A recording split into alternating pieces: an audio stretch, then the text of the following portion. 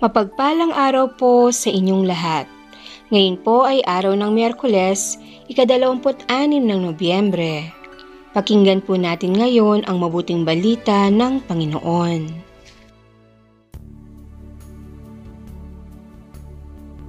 Pagbasa mula sa aklat ni Propeta Daniel.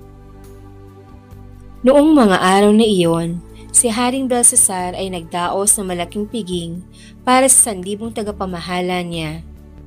Nang kasalukuyan silang nagiinuman, ipinakuha ni Haring Belsasar ang mga kagamitang ginto at pilak na sinamsam ng kanyang amang si Nabucodonosor sa templo ng Jerusalem. Ipinakuha niya ang mga ito upang inuman nila ng mga maharlika ng kaharian, mga tunay na asawa at mga aliping asawa. Ang mga kagamitang ginto at pilak na sinamsam sa templo ng Diyos ay dinala nga sa bulwagang pinagdarausan ng piging. Habang sila'y nagiinuman, sinasamba naman nila ang kanilang Diyos-Diyosang ginto, pilak, tanso, bakal, kahoy at bato. Walang ano-ano, lumitaw ang isang kamay at kitang-kita ni Haring Belsasar na ito'y sumulat sa pader ng palasyo sa tapat ng kaldelero.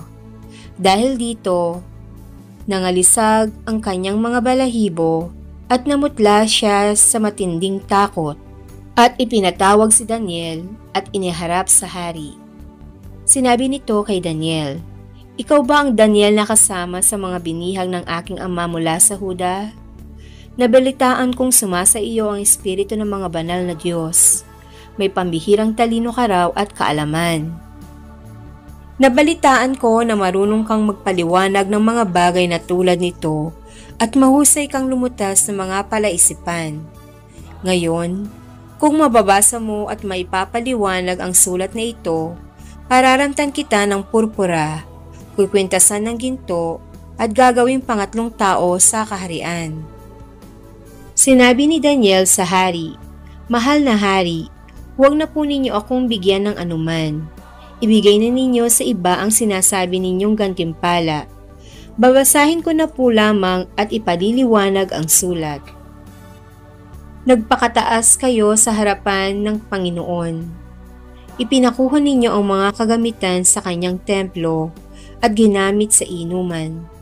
Bukod doon, sumamba kayo sa mga Diyos ninyong yari sa ginto, pilak, tanso, bakal, kahoy at bato, mga Diyos na hindi nakakikita ni nakaririnig. At ang Diyos na nagbibigay sa inyo ng buhay ay hindi ninyo pinarangalan. Kaya ipinadala ang kamay na yaon at pinasulat sa dingding ng inyong palasyo. Ito ang sulat, Mene Mene Tekel Parsin. Ito naman ang ibig sabihin.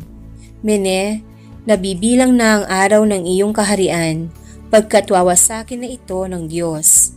Tekel, ikaw ay tinimbang at napatunayang nagkukulang. Parsin, ang kaharian mo ay mahahati at ibibigay sa Media at Persya.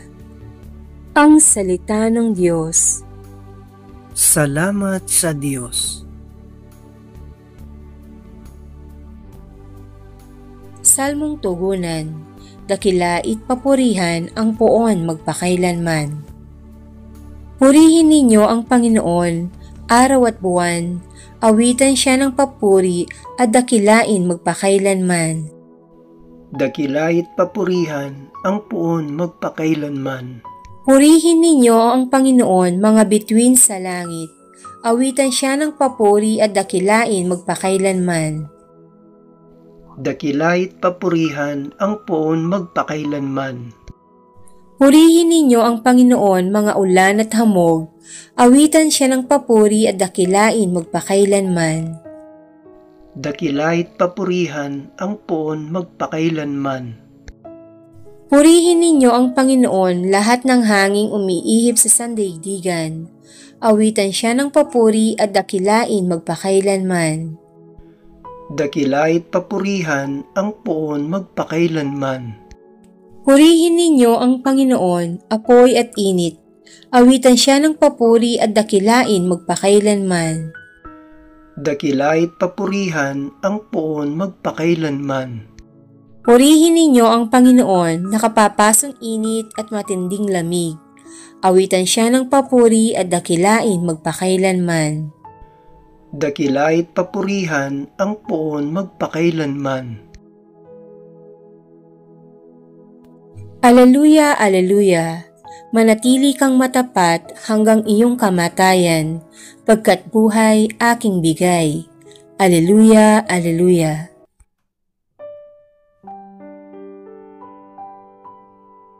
Ang mabuting balita ng Panginoon ayon kay San Lucas.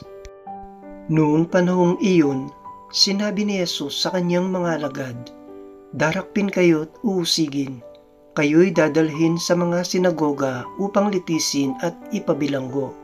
At dahil sa akin, ay iharap kayo sa mga hari at mga gobernador. Ito ang pagkakataon ninyo upang magpatotoo tungkol sa akin. Ipanatag ninyo ang inyong kalooban.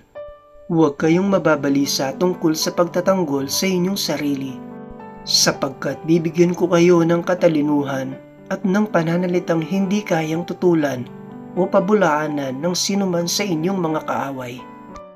Ipagkakanulo kayo ng inyong mga magulang, mga kapatid, mga kamag-anak at mga kaibigan, at ipapapatay ang ilan sa inyo. Kapopotan kayo ng lahat dahil sa akin, ngunit hindi mawawala ni isang hibla ng inyong buhok. Sa inyong pagtitiis ay tatamuhin ninyo ang buhay na walang hanggan." Ang mabuting balita ng Panginoon. Pinupuri ka namin, Panginoong Hesukristo.